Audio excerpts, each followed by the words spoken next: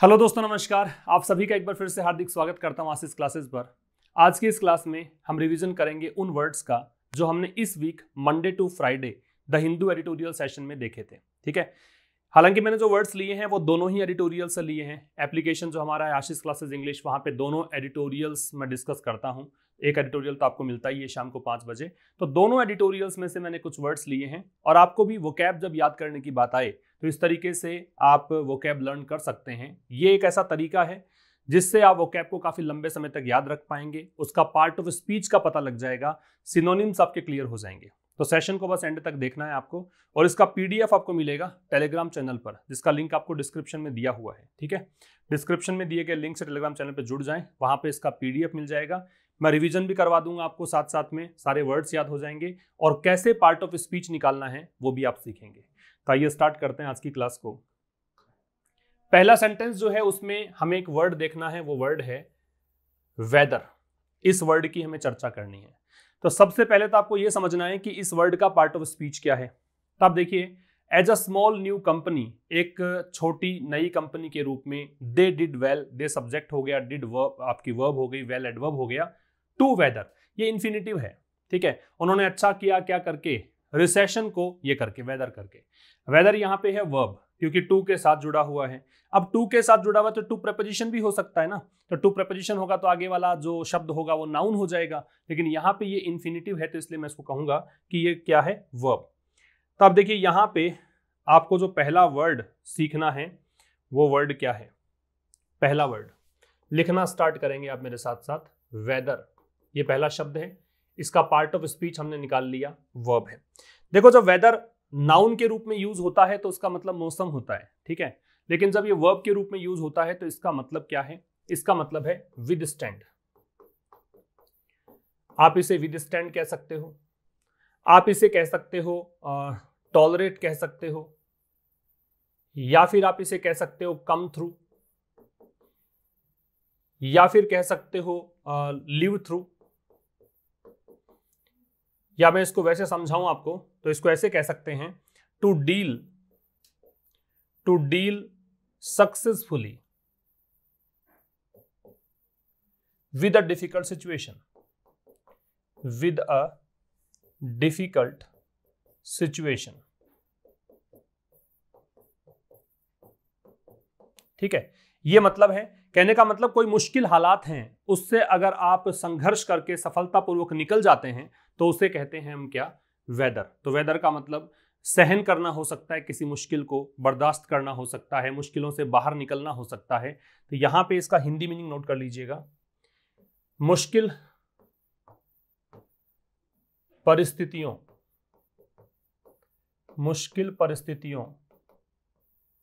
से सफलतापूर्वक निपटना, ये इसका मतलब है। ठीक है, मुश्किल परिस्थितियों से सफलतापूर्वक निपटना, ये मतलब है withstand, tolerate, come through, live through, या फिर कह सकते हैं to deal successfully with a difficult situation. अब काफी सारे बच्चे ये कहते हैं कि सर हम लोग वर्ड याद किया और फिर हम भूल जाते हैं नेक्स्ट डे। ये सभी के साथ होता है, घबराने की कोई जरूरत नहीं है, मेरे साथ भी ऐसा ही होता है, सभी के साथ ऐसा ही होता है। बस आपको रिवीजन करना पड़ेगा, बार बार में देखना पड़ेगा, तो आप बार बार में इन चीजों को याद करेंगे, अपने आप याद हो जाएंगी चीजें। ठीक है, फिर देखना, वेदर एक वर्ब के रूप में हमने लिया, इसका मतलब विदस्टैंड है, टॉलरेट है, कम थ्रू है, लिव थ्रू है, या to deal successfully with a difficult situation है। मैं रिवीजन करवाऊंगा साथ साथ में, आपको याद ये हो जाएंगे। दूसरा वर्ड देखिए कौन सा हमें देखना है, सेकंड वर्ड यहां पे आपको देखना है। पहले इसका ट्रांसलेशन कर देता हूं कि इस मीनिंग के होते हुए क्या मतलब निकला। रिसेशन का मतलब आर्थिक संकट होता है। ठीक है, जब इकोनॉमिक क्राइसिस जो हो उसको रिसेशन बोलते हैं। तो as a small new company, एक छोटी नई कंपनी के रूप में, दे डिड वेल, उन्होंने अच्छा किया कि भी रिसेशन से वो जूझ पाए, मतलब जूझ कर, संघर्ष करके रिसेशन के माहौल से भी वो निकल पाए आगे। तो ये इसका ट्रांसलेशन है। दूसरा sentence, the accident was the inevitable result of carelessness. तो इनएविटेबल, आप भी इसको मेमोराइज करने की कोशिश करो। जो मैंने बताया था, एडिटोरियल अपने साथ डिस्कस किया था, तो उसके अंदर इनएविटेबल का मीनिंग मैंने क्या बताया था। आपको कितना याद आ पाता है वो भी जरूरी है कि आपने भी रिवीजन किया हो, क्योंकि आपके एफर्ट्स भी यहाँ पे उतने ही इंपॉर्टेंट जितने कि मेरे एफर्ट्स इंपॉर्टेंट है, और अल्टीमेटली आपके एफर्ट्स से आपके काम आएंगे। ठीक है, इनएविटेबल का मतलब क्या है वो देखिए। पहली बात तो इसको, इनएविटेबल का पार्ट ऑफ स्पीच क्या है। तो the accident was the inevitable result of carelessness. The यहाँ पे डिटर्मिनर है, एक्सीडेंट यहाँ पे नाउन है, डिटर्मिनर के बाद में क्या आता है, नाउन। वॉज वर्ब है, ये तो पता ही होगा। द डिटर्मिनर है, यहाँ भी मैंने कहा डिटर्मिनर है, तो ये भी डिटर्मिनर हो गया। अब डिटर्मिनर के बाद देखो यहाँ तो एक ही वर्ड मैंने काउंट किया, क्योंकि 3 वर्ड्स होते हैं, एक एडवर्ब, फिर एडजेक्टिव, फिर नाउन। चूंकि ये तो वर्ब था, मैंने इसको एक ही काउंट किया, तो मैंने नाउन कहा। लेकिन यहाँ देखेंगे तो ये 2 वर्ड्स काउंट करो, क्योंकि ये तो प्रेपोजिशन है। लेकिन इन 2 वर्ड्स में देखोगे तो ये आपका एडजेक्टिव है, ये नाउन है। और वैसे भी बता दूं ये एडजेक्टिव कैसे है, जिन शब्दों के एंड में एबल मिलता है वो एडजेक्टिव्स होते हैं। जैसे कम्युनिकेबल है, कमेंडेबल है, प्रेडिक्टेबल है, अंडरस्टैंडेबल है। तो जिन शब्दों के एंड में एबल शब्द जुड़ा हुआ रहता है वो क्या होता है, एडजेक्टिव। ध्यान रखिएगा। तो ये एडजेक्टिव है, तो द के बाद में ये एडजेक्टिव हुआ, ये नाउन हुआ। ठीक है, तो हमें देखना है इनएविटेबल, जो कि क्या है, एडजेक्टिव। इससे पहले वाला वर्ड जो है वो याद रखिएगा, वेदर मैंने बताया था, जो कि वर्ब था। इसका मतलब मुश्किल परिस्थितियों से डील करना है। दूसरा वर्ड हम सीख रहे हैं इनएविटेबल। इनएविटेबल वोकैब को याद करने का सबसे बेहतरीन तरीका है कि सेंटेंस के माध्यम से आप वोकैब को बहुत लंबे समय तक याद रख सकते हैं।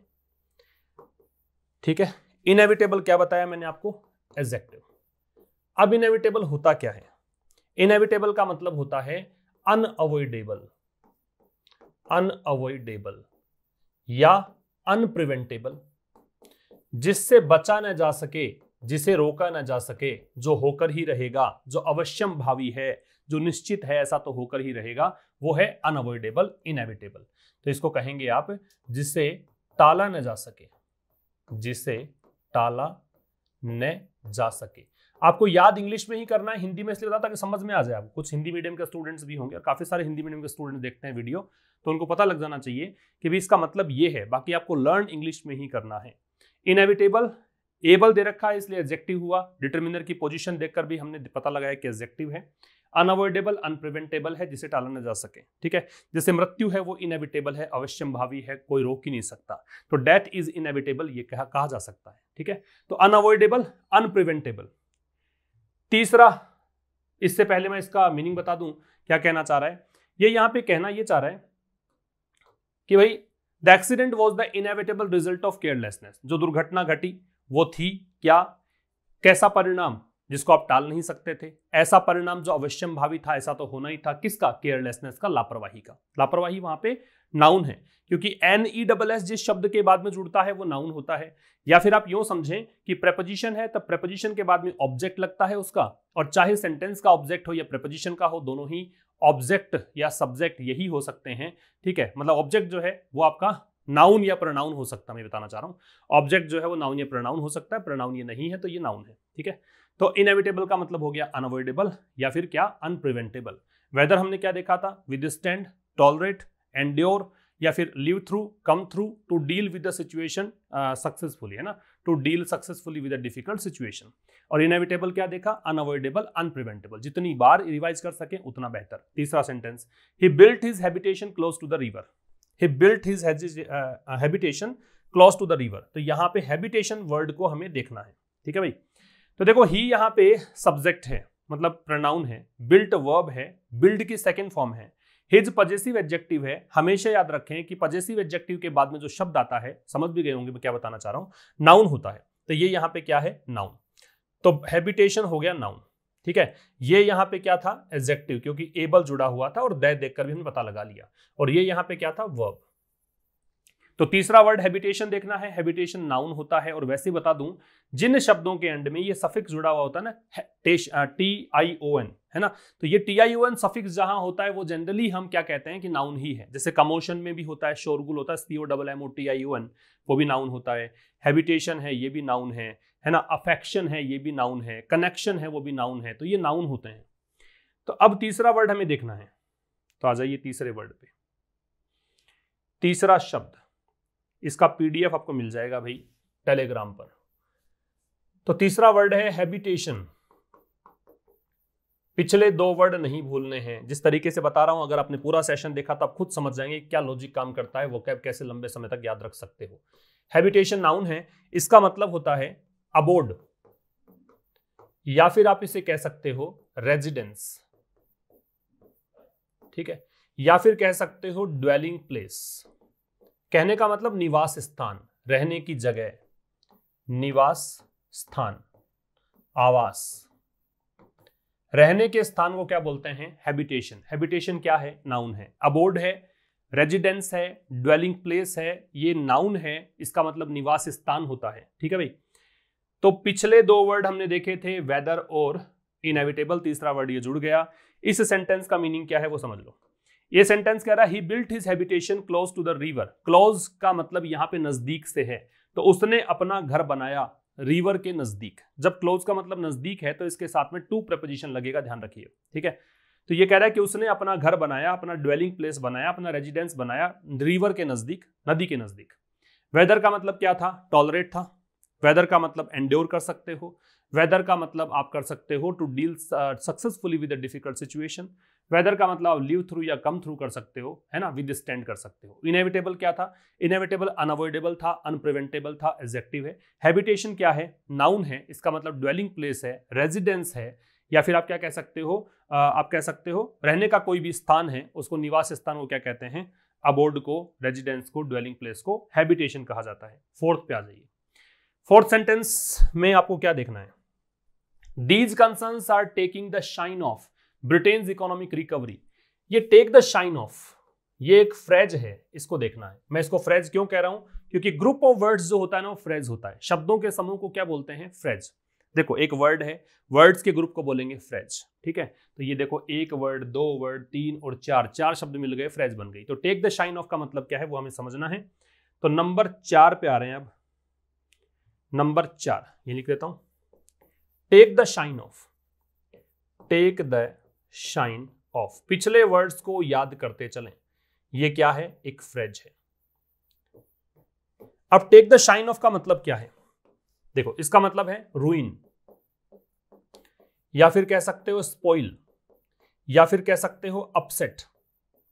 कहने का मतलब आप इसको वैसे तो यूं कहें, टेक का मतलब लेना, शाइन का मतलब चमक, ऑफ जहां लगता है ये प्रेपोजिशन और डबल एफ, इसका मतलब सेपरेट करना होता है, किसी चीज की चमक को फीका कर देना, है ना। तो यहां तो बिगाड़ देना है, खराब कर देना है, तो बिगाड़ देना या खराब कर देना, किसी की चमक को फीका कर देना, खराब कर देना, तो ये है टेक द शाइन ऑफ। ठीक है, इसका मतलब रूइन है, स्पॉइल है, अपसेट है, किसी की चमक को फीका कर देना, बिगाड़ देना। ठीक है, तो आ जाते हैं सेंटेंस पर और जानते हैं कि अब हमने जब मीनिंग जान लिया है तो इसका मतलब क्या है। देखो कह रहा है कि दीज कंसर्न्स, कंसर्न्स का मतलब चिंताएं हैं। दीज यहां पे डेमोन्स्ट्रेटिव एडजेक्टिव है, दीज डेमोन्स्ट्रेटिव प्रोनाउन भी होता है, दिस, दैट, दीज, दोज ये डेमोन्स्ट्रेटिव प्रोनाउन कहलाते हैं। अगर इनके बाद में नाउन दे रखा होता है तो ये कहलाएंगे डेमोन्स्ट्रेटिव एडजेक्टिव। तो ये एडजेक्टिव है क्योंकि यहाँ पे नाउन दे रखा है। ठीक है, कंसर्न्स का मतलब वरीद से है, चिंताओं से है। ठीक है, तो कह रहा है कि ये जो चिंताएं हैं वो फीका कर रही है चमक किसकी? ब्रिटेन की इकोनॉमिक रिकवरी की। कि ब्रिटेन में आर्थिक हालात सुधरते हुए नजर आ रहे थे, यहाँ पे इकोनॉमिक रिकवरी नजर आ रही थी, लेकिन ये जो चिंताएं हैं वो यहाँ पे इस चीज का गेम बिगाड़ रही है, रूइन कर रही है, स्पॉइल कर रही है, अपसेट कर रही है। ठीक है भाई। Next, non discretionary purchases such as food and housing. तो यहां पे आपको देखना है non discretionary. Non discretionary, non discretionary क्या होगा? तो देखो परचेजेस यहां पे नाउन है, परचेजेस यहां पे नाउन है, खरीदारियां। ठीक है, तो ये नाउन है तो ये फिर एडजेक्टिव होगा, क्योंकि नाउन को मॉडिफाई कौन करता है? एडजेक्टिव करता है। तो नॉन डिस्क्रेशनरी है एडजेक्टिव। ठीक है, हमने निकाला है पार्ट ऑफ स्पीच। कभी भी किसी वर्ड का पार्ट ऑफ स्पीच सेंटेंस पर ही डिपेंड करता है, ध्यान रखना। कभी भी आप रटने की कोशिश ना करें कि इसका पार्ट ऑफ स्पीच हमेशा यही होगा। ठीक है, इसलिए सेंटेंस ही देखकर निर्णय करें कि पार्ट ऑफ स्पीच क्या है। नंबर 5 पे आ रहे हैं non discretionary. Non discretionary, non discretionary क्या है? एडजेक्टिव, क्योंकि परचेजेस वहां पे नाउन था। इसका मतलब क्या होता है? इसका मतलब होता है कंपल्सरी। कंपल्सरी, ठीक है, इसको आप कह सकते हो नॉन वॉलंटरी, मतलब कंपल्सरी है, स्वैच्छिक नहीं है। इसको आप कह सकते हो मैंडेटरी, अनिवार्य, ये अनिवार्य है, ये स्वैच्छिक नहीं है। ठीक है, कंपल्सरी, नॉन वॉलंटरी, मैंडेटरी, ये ऐच्छिक नहीं है, ये अनिवार्य है, बाध्यता है इसकी। ऑब्लिगेटरी भी कहा जा सकता है, ऑब्लिगेटरी भी कह सकते हो। तो साथ साथ में रिपीट करें, obligatory, compulsory, non voluntary, mandatory, ये क्या है? एडजेक्टिव है। ठीक है भाई। तो नंबर 5 हमने देखा और नंबर 5 पे अगर हमने जान लिया है तो इसका ट्रांसलेशन देखो सेंटेंस का क्या होगा। कह रहा है कि भी non discretionary purchases such as food and housing, मतलब अनिवार्य खरीदारियां, जैसे कि सच एज एक, वैसे सच जो होता है डिटरमिनर या प्रोनाउन के रूप में आता है, एज है वो प्रेपोजिशन हो सकता है, कंजंक्शन हो सकता है ना। अभी सच एज जो है वो एक फ्रेज के रूप में काम कर रहा है, ग्रुप ऑफ वर्ड बन गया, सच एक वर्ड हो गया, एज एक वर्ड हो गया, तो ग्रुप ऑफ वर्ड है, फ्रेज है। इसका मतलब यहाँ पे एग्जाम्पल देने के लिए है। सच एज का प्रयोग हम किस लिए करते हैं? एग्जाम्पल डिनोट करने के लिए। तो non discretionary purchases such as food and housing, तो अनिवार्य परचेजेस हैं जैसे कि भोजन है और घर है। तो भोजन घर ये क्या है? अनिवार्य खरीदारियां हैं, इनके बिना काम चलता नहीं है, भोजन के बगैर काम नहीं चलेगा, आवास के बगैर काम नहीं चलेगा। तो नॉन डिस्क्रिशनरी क्या देखा? Obligatory, mandatory, compulsory, non voluntary.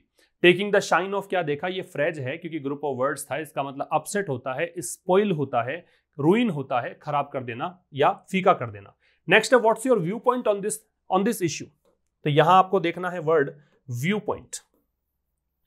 View point क्या है? तो देखो व्हाट जो है वो यहां पे काम करेगा किसका? प्रोनाउन का। व्हाट डिटरमिनर भी होता है, व्हाट प्रोनाउन भी होता है, व्हाट यहां पे प्रोनाउन का काम करेगा।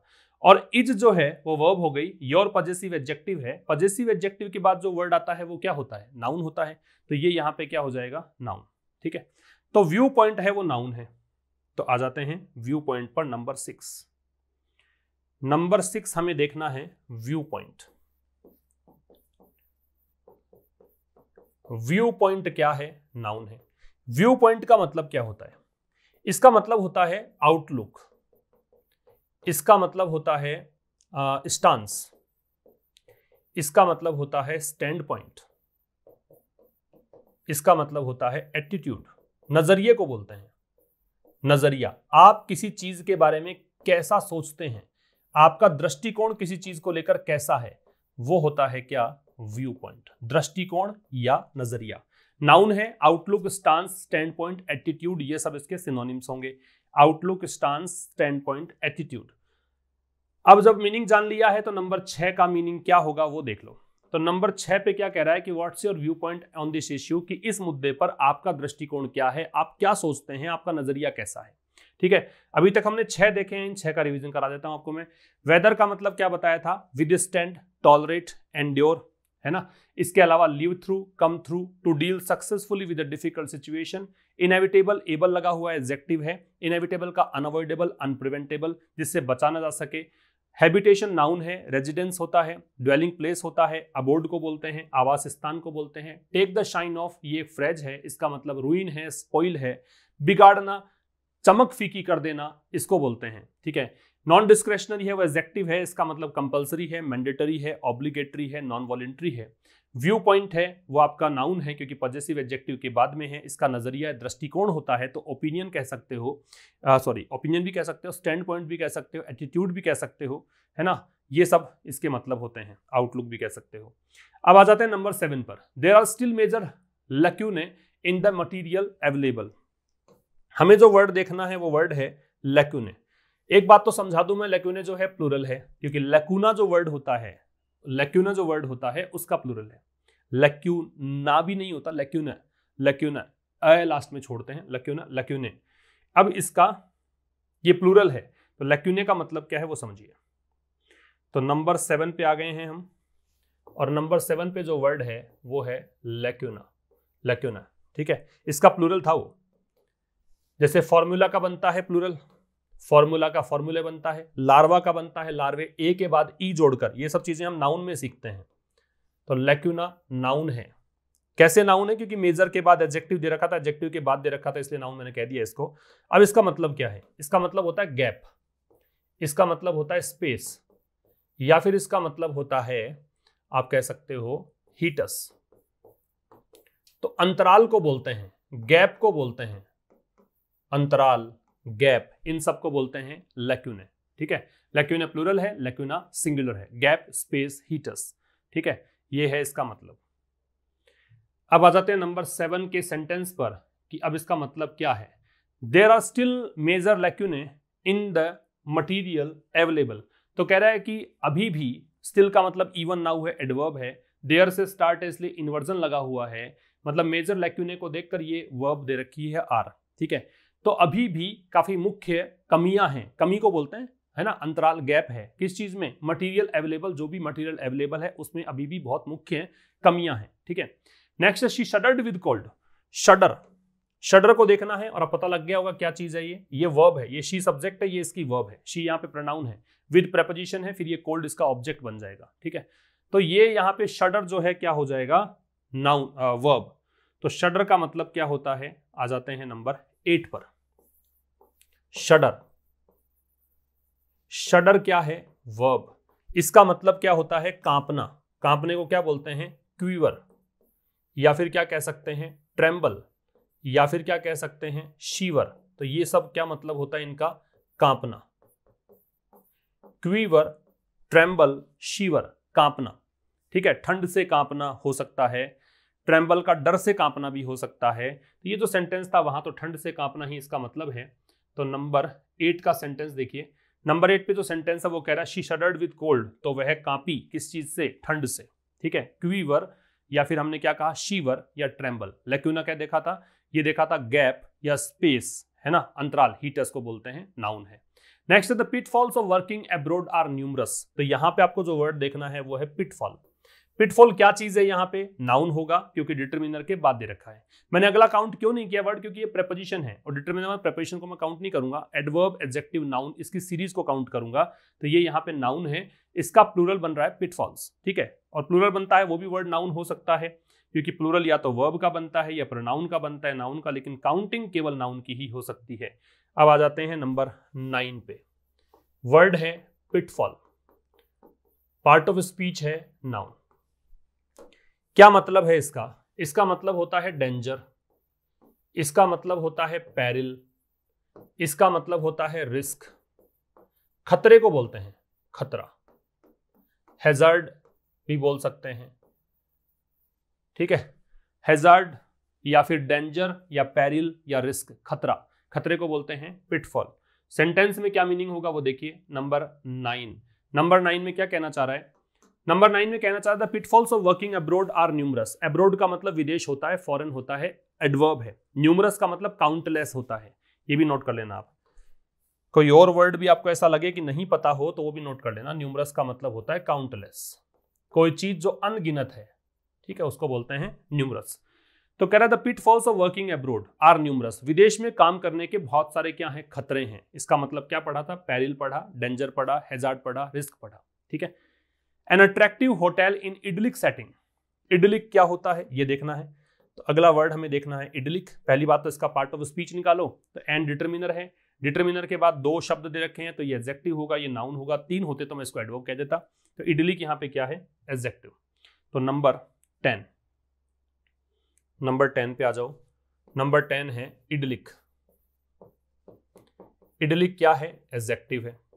ये जो लक्षद्वीप वाला जो एक आर्टिकल था, सेकंड एडिटोरियल था, जो मैंने एप्लीकेशन में पढ़ाया था, वहां से ये वर्ड था इडलिक, लक्षद्वीप के लिए यूज किया गया था। काफी शांत, काफी खुशनुमा इसको बोलते हैं। तो पीसफुल कह सकते हैं, या फिर आप सीरीन कह सकते हैं, शांत, या हाल्सियन कह सकते हैं, मतलब खुश, बिल्कुल शांत, बिल्कुल खुश, हाल्सियन कह सकते हैं, या फिर वेरी हैप्पी, एक्सट्रीमली हैप्पी कह सकते हैं, ठीक है। तो शांत, प्रसन्नचित, ये जो मीनिंग है वो देगा क्या, प्रसन्नचित या शांत, ये होगा idyllic. Peaceful, serene, halcyon, very happy, extremely happy, cheerful, ये सब इसके मीनिंग होंगे, ठीक है। तो नंबर 10 का मीनिंग क्या हुआ वो देखो। नंबर 10 कह रहा है यहाँ पे an attractive hotel in an idyllic setting, एक काफी आकर्षक होटल है, और कैसी जगह पर है, सेटिंग का मतलब यहाँ पे प्लेस मानिए, सिचुएशन मानिए, लोकेलिटी मानिए, कैसी लोकेलिटी में, बहुत ही शांत लोकेलिटी है उसमें है। तो यहाँ हमने कौन कौन से वर्ड देखे स्लाइड में, लैक्यूना देखा, ये नाउन है, इसका मतलब क्या बताया था मैंने आपको, गैप, इसका मतलब क्या बताया था, गैप, ये नाउन है, ठीक है। गैप को बोलते हैं, हीटस को बोलते हैं, ठीक है, स्पेस को बोलते हैं। शडर वर्ब है, इसका मतलब ट्रेम्बल है, शीवर है, क्वीवर है, कांपना है, पिटफॉल खतरा है, नाउन है, और डेंजर, पैरिल, रिस्क, ये सब देखा। न्यूमरस एडजेक्टिव है, OUS एंडिंग है।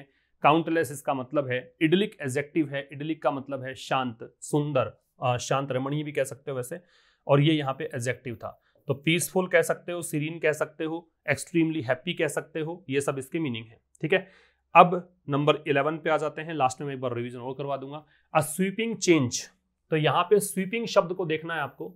स्वीपिंग यहाँ पे एडजेक्टिव होगा। क्यों होगा? क्योंकि देखो डिटरमिनर दे रखा है, दो शब्द हैं, ये एडजेक्टिव ये नाउन, तो स्वीपिंग का मतलब क्या है? आ जाते हैं नंबर 11 पर। तो वर्ड नंबर 11 स्वीपिंग। स्वीपिंग का part of the speech, what have we find out? What have we found out? Sweeping is an adjective.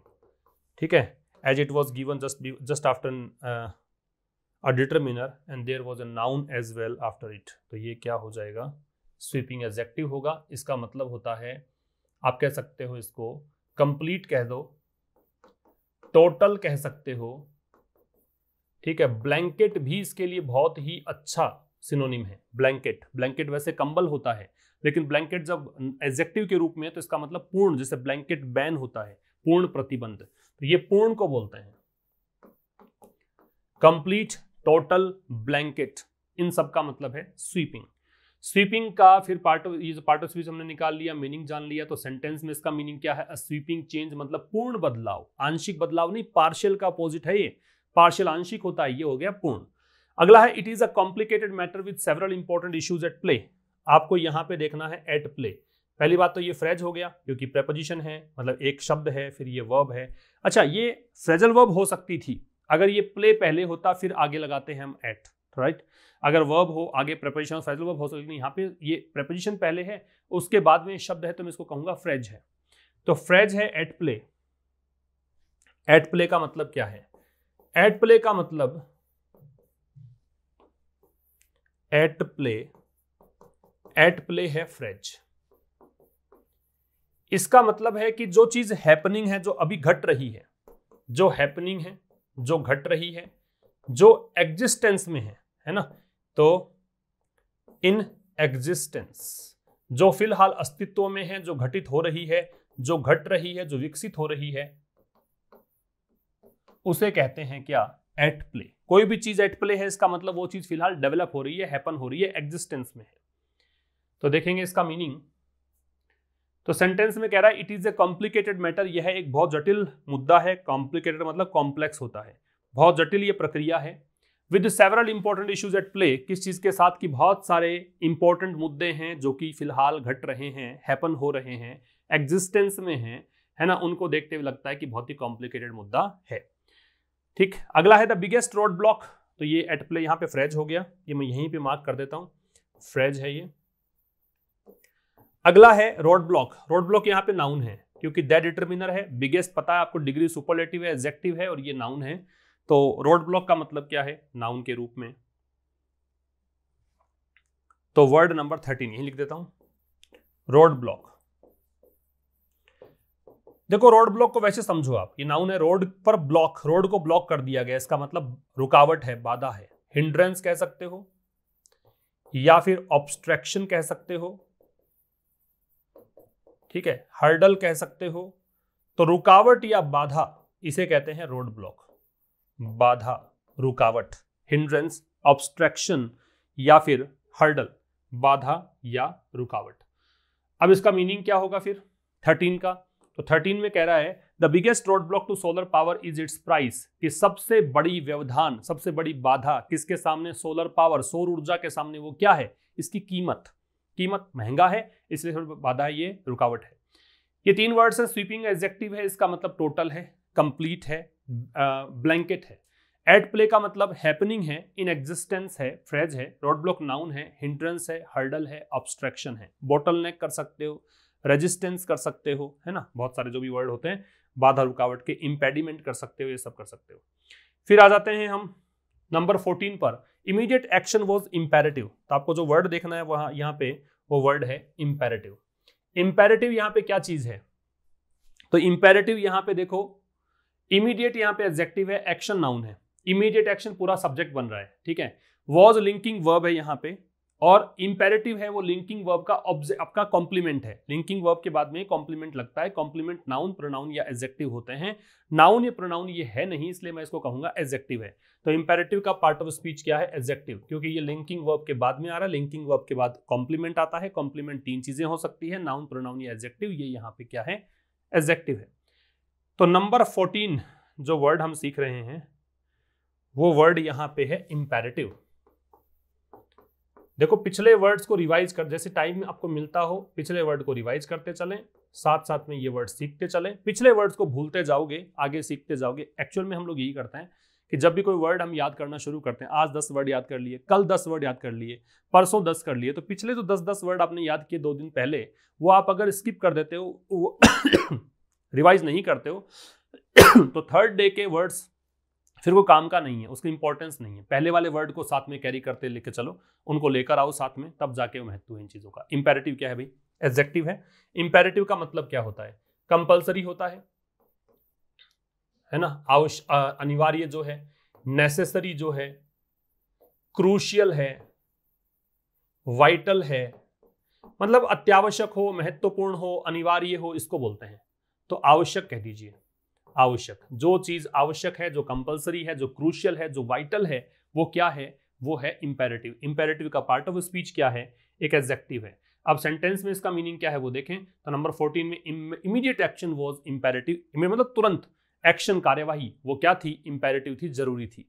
तो तुरंत कार्यवाही की यहाँ पे क्या थी? जरूरत थी। नेक्स्ट वर्ड पे आ जाते हैं। नेक्स्ट वर्ड आपको बोल रहा है ये, usually we take our foot off the pedal. तो ये जो है take foot off the pedal, इसका मतलब क्या है? तो पहली बात तो ये फ्रेज है, जान गए होंगे आपके, ग्रुप ऑफ वर्ड्स है। तो whenever we come to any group of word then that group of word will be called a phrase. तो यहाँ पे फ्रेज है, इसका मतलब क्या है? या वैसे प्रैक्टिकल वे में भी इसको याद कर सकते हैं। देखो number 15, take foot off the pedal, ये एक फ्रेज है। Take foot off the pedal phrase है।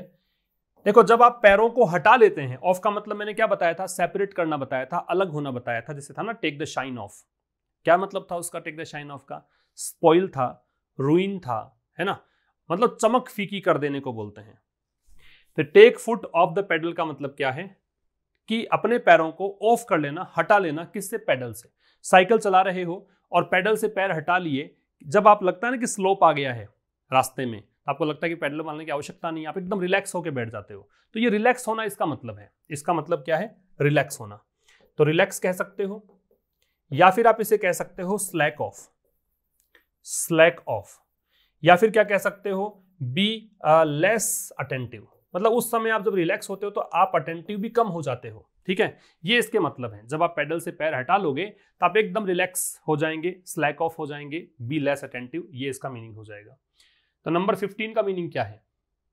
नंबर 15 का मीनिंग है usually we take our foot off the pedal if we are comfortably ahead, कि यदि हम आरामदायक स्थिति में हैं, आगे चल रहे हैं, तो हम यूजुअली क्या करते हैं? हमारे पैर पेडल से हटा लेते हैं, हम रिलैक्स हो जाते हैं, हम इतने अटेंटिव नहीं रहते हैं। नेक्स्ट है his prejudiced view. Prejudiced view, prejudiced, ये टे लगता है लास्ट में, डे नहीं आता, प्रेजुडिस्ड व्यू। तो ये जो शब्द है ये एडजेक्टिव है, क्योंकि ये पजेसिव एडजेक्टिव है। Possessive adjective always takes a noun after it. तो नाउन तो होगा, लेकिन व्यूज यहाँ पे नाउन है, and a noun is modified by an adjective, that is why I called the word adjective. तो prejudiced is an adjective here. तो number 16 पे जाएंगे। नंबर 16 प्रेजुडिस्ड, और ये वर्ड तो आपको पता भी होगा, ये एक एडजेक्टिव है। इसका मतलब पक्षपातपूर्ण होता है, जो पूर्वाग्रह रखता है उसको बोलते हैं। तो बायस्ड कह सकते हो, ठीक है, पार्शियल कह सकते हो, ठीक, पक्षपात करने वाला, पक्षपाती। बायस्ड कह सकते हो, पार्शियल कह सकते हो। इम्पार्शियल होता है वो निष्पक्ष होता है, इसका ऑपोजिट एक वर्ड होता है इम्पार्शियल। अगर इम प्रेफिक्स जोड़ दोगे इसमें तो इसका मतलब निष्पक्ष, जस्ट हो जाएगा, फिर इसका सिनोनिम फेयर हो जाएगा इसका सिनोनिम, और ये तीनों ही वर्ड इसके एंटोनिम हो जाएंगे, बायस्ड, पार्शियल के। ठीक है भाई। इसके बाद इसका हिंदी में क्या मीनिंग होगा सेंटेंस का वो देख लेते हैं। ही इज प्रोड्यूस व्यू, मतलब उसके जो व्यूज हैं वो कैसे हैं, इसके व्यूज हैं वो बिल्कुल पूर्वाग्रह पूर्ण है, पक्षपात पूर्ण है, मतलब फेयर नहीं है व्यूज। व्यू से मुझे याद आया एक वर्ड हमने देखा था, क्या, व्यू पॉइंट। क्या मतलब था, व्यू पॉइंट एक नाउन था, इसका मतलब क्या था, स्टैंड पॉइंट था, एटीट्यूड था, आउटलुक था। इस तरीके से रिकॉल करना है, जहां कहीं कोई वर्ड आ जाए और आपका माइंड अगर लिंक करना शुरू कर दे, उस दिन मान लेना कि आप बिल्कुल उस चीज के अंदर डूब चुके हैं और वहां से कुछ ना कुछ निकाल के लेकर आओगे। नेक्स्ट है, his work has been carefully and judiciously edited. यहां पे जो वर्ड देखना है आपको, वर्ड है जुडिशियसली। एडवर्ब है वैसे तो ये, लेकिन मैं इसको एडजेक्टिव के रूप में बता दूंगा क्योंकि एलवाई लग के फिर तो एडवर्ब के रूप में यूज कर ही सकते हो आप। तो ये एडवर्ब है क्योंकि हिज पजेसिव एडजेक्टिव है, वर्क यहाँ पे नाउन है, हैज बीन यहाँ पे वर्ब है, केयरफुली एडवर्ब है, एंड कंजंक्शन है। तो कंजंक्शन एंड जब होता है तो इससे पहले भी एडवर्ब और बाद में भी एडवर्ब, ठीक है। एडिटेड यहाँ पे हो गया verb, has been edited passive voice दे रखा है, संशोधित करने को बोलते हैं एडिट। तो अब आ जाते हैं नंबर 17 पर। जुडिशियस बता देता हूं एक एडजेक्टिव के रूप में। नंबर 17, चलो नंबर 17, जुडिशियस। जुडिशियस का मतलब ये एक एडजेक्टिव है क्योंकि इसमें देखो OUS दे दिया, LY जोड़ दोगे तो एडवर्ब बन जाएगा। इसका मतलब सेंसिबल होता है, सेंसिबल, ठीक है। जुडिशियस का मतलब क्या है, सेंसिबल है, जो समझदारी पूर्ण हो, ठीक है। कॉमन सेंस जिसके अंदर हो, तो हैविंग कॉमन सेंस कर सकते हो, जिस व्यक्ति में कॉमन सेंस हो, हैविंग कॉमन सेंस। जो व्यक्ति इंटेलिजेंट हो वो जुडिशियस है, तो ये है समझदार। सेन जो हो, सेन भी कह सकते हो समझदार के लिए, ये जुडिशियस है। तो यहां पे इसका मीनिंग क्या हुआ वो देख लो नंबर 17 में। ये एक्स्ट्रा स्लाइड जुड़ गई, इसमें हटा देता हूं इसको एक बार। नहीं हटा क्या,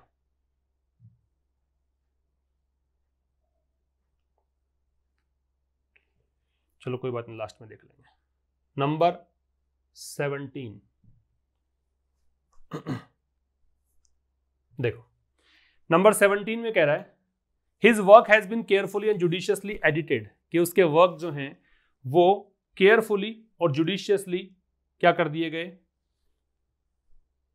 उसके जो वर्क हैं वो केयरफुली और जुडिशियसली क्या किया गया, एडिट कर दिया गया। वर्क है वो अनकाउंटेबल नाउन होता है, वर्क का मतलब जो भी आपने काम किया है वो चीज है। लिटरेरी वर्क होते हैं, रचनाएं, साहित्य जो भी लिखते हैं आप, वो वर्क है। तो उसके वर्क को केयरफुली मतलब बड़े सावधानी पूर्वक और बड़े कॉमन सेंस से, ठीक है, उसको क्या किया गया, एडिट किया गया। अब यहां जो मैंने वर्ड्स सिखाए हैं स्लाइड में, उनका मैं बता देता हूं एक बार फिर से।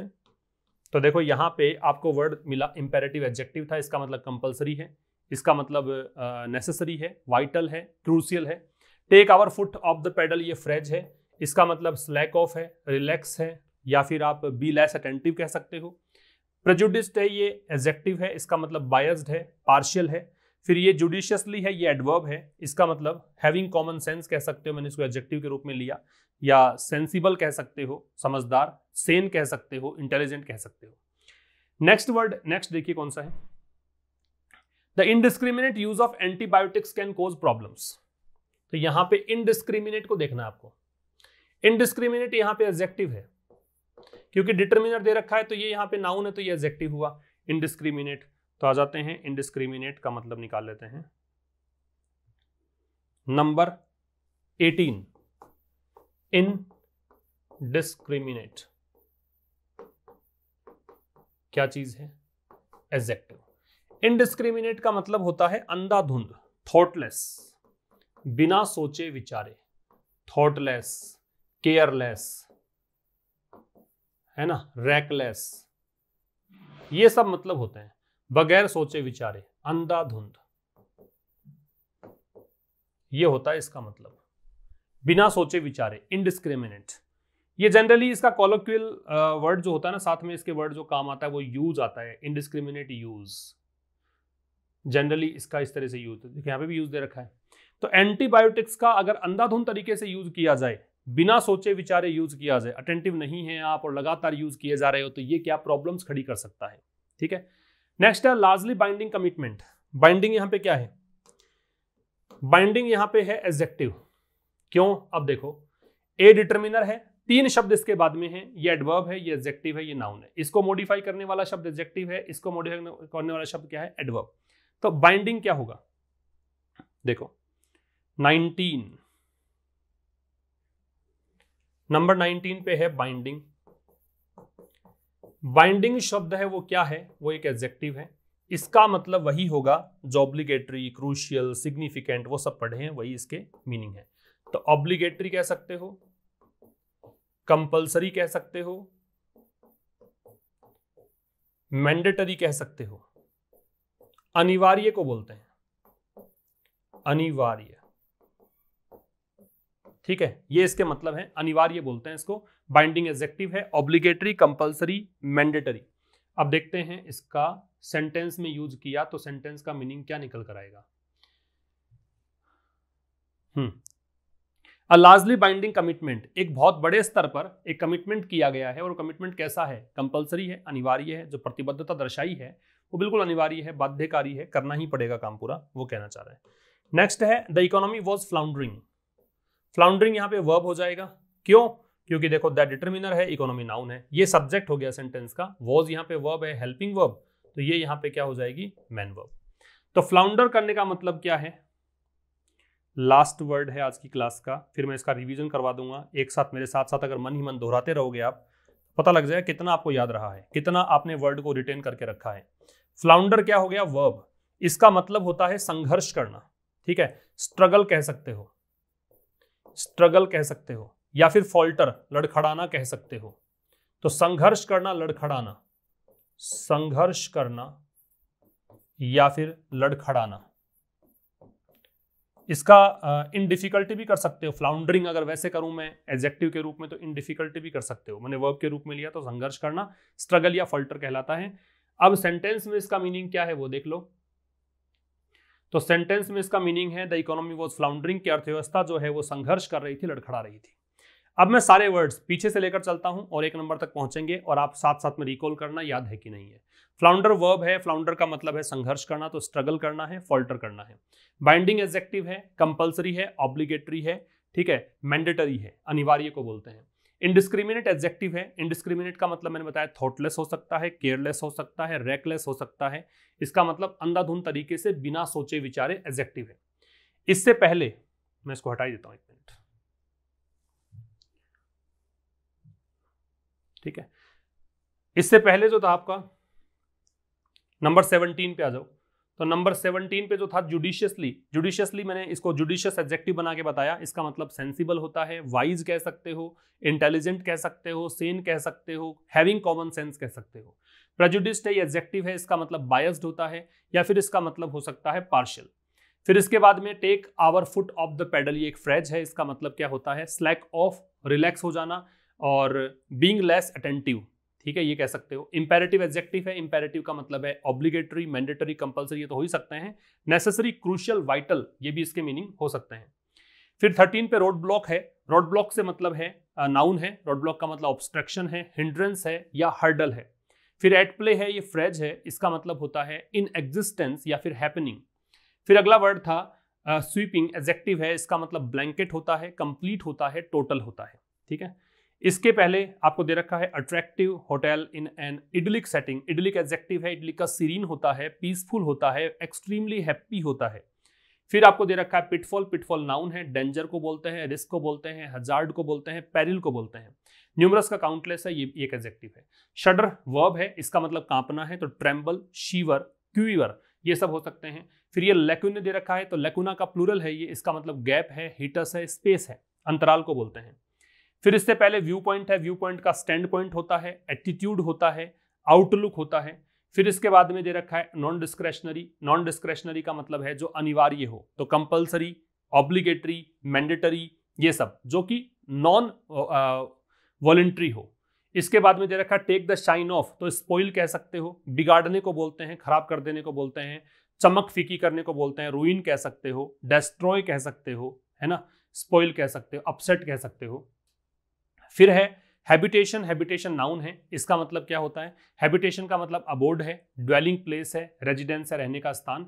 इनएविटेबल एडजेक्टिव है, और एबल दे रखा है उस कारण से भी, और इसकी कंडीशन को देखते हुए भी कि यहाँ पे इसकी पोजीशन देखो, डिटरमिनेंट में 1 और 2 वर्ड गिनेंगे तो ये नाउन, तो ये एडजेक्टिव हो जाएगा। इनएविटेबल का अनअवॉइडेबल या अनप्रिवेंटेबल।